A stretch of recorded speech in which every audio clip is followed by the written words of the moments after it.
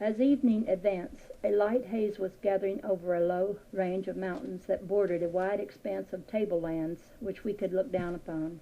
When the sun reached this rim, we were seemingly so far above it that it appeared as if we were looking directly down upon a sea of molten gold. Then came the afterglow, and every mountain peak appeared to be aflame. Those in the distance that were covered with snow seemed to be blanketed with fire, and where glaciers filled the ravines, it appeared as though they were shooting forth great tongues of fire, and these flames appeared to meet and melt with the different hues in the heavens. The lakes that dotted the plain below were transformed suddenly into volcanoes belching forth fires, which ascended and blended with the colors in the heavens. For one moment it seemed as if we were standing on the brink of a silent inferno. Then all blended into one harmony of color, and the soft, peaceful quiet was beyond description. We sat on the roof until about after 12 that night, asking Email and Jast questions. These questions pertained principally to the people and the history of the country in general. Email quoted liberally from their records. These records proved that this country was inhabited thousands of years before our history began. Email went on to say, "While I do not in any way wish to disparage or make light of your history or of those who wrote it, I will say that in the beginning of this history, the historians did not go back far enough, but took for granted that Egypt meant what the name implied, outer darkness or the wilderness. It really meant a wilderness of thought. At that time, as now, a large portion of the world was in wilderness of thought, and they did not go back of it to get the deeper meaning. They accepted what they saw or heard or what appeared on the surface, recorded it, and your history began. It is quite difficult to correlate the two, and I would not attempt to say that you must take ours as authentic. I would suggest that you choose for yourself." The moon then appeared over the far-off mountains. We sat and watched it round and full until it rose nearly overhead. It was a beautiful sight, with an occasional light cloud passing by at an elevation just above us. When these clouds went drifting by, it seemed as if the moon and clouds were standing still, and we were drifting past them. This went on for an hour, when suddenly there was a noise as of some object thrown to the roof behind us.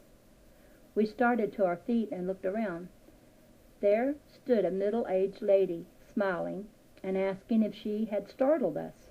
Our first impression was that she had jumped from the parapet to the roof, but she had not only stamped her foot to attract our first impression was that she had jumped from the parapet to the roof, but she had only stamped her foot to attract our attention. The stillness had been so intense we had greatly magnified the sound. Email stepped forward quickly, greeted her, and introduced us to his sister. She smiled and asked whether she had intruded on our dreams. We then sat down, and in a short time the conversation drifted into reminiscences of her experiences. She has 3 sons and a daughter that had been raised in the work. She replied that the youngest two were always with her. We asked if we might see them. She replied that they could come there that evening, and immediately 2 figures, a man and a woman, appeared. They greeted their uncle and their mother, then came forward and were introduced to the 3 of us. The son was a tall, erect, manly fellow whom we took to be about 30 years of age.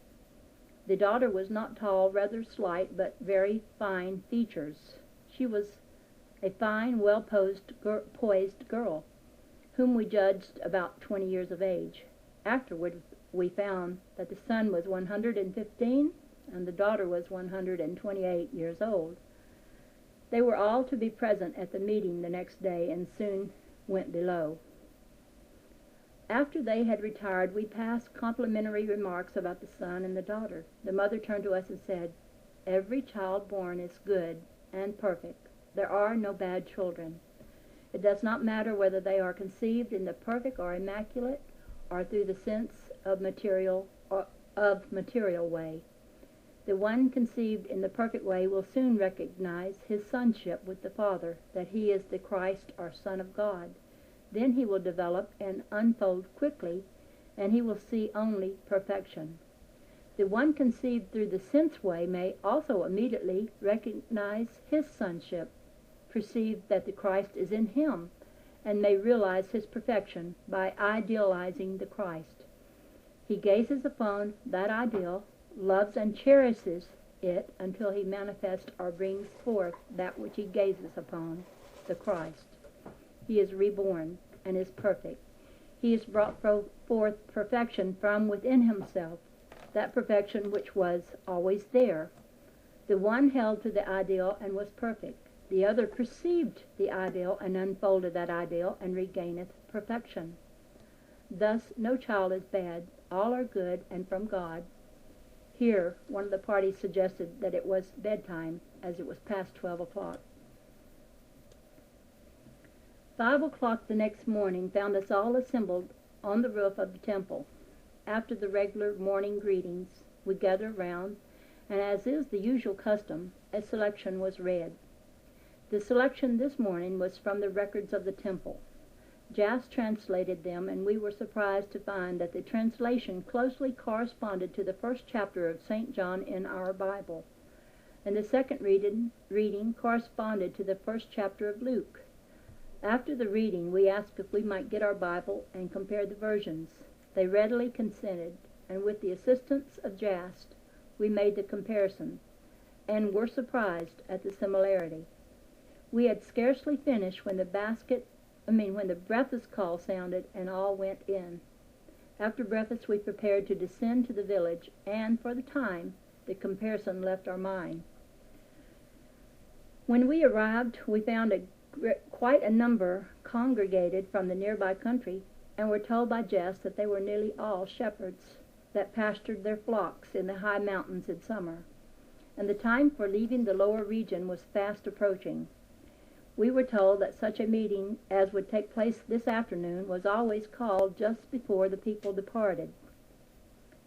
As we walked through the village, we met Emal's nephew, and he suggested we go for a short walk before lunch. We accepted the invitation readily, as we wished to see some of the country around. While we were on this walk, several places were pointed out in the valley as being of special interest. The names, when translated, very closely resembled those of the earlier Bible names.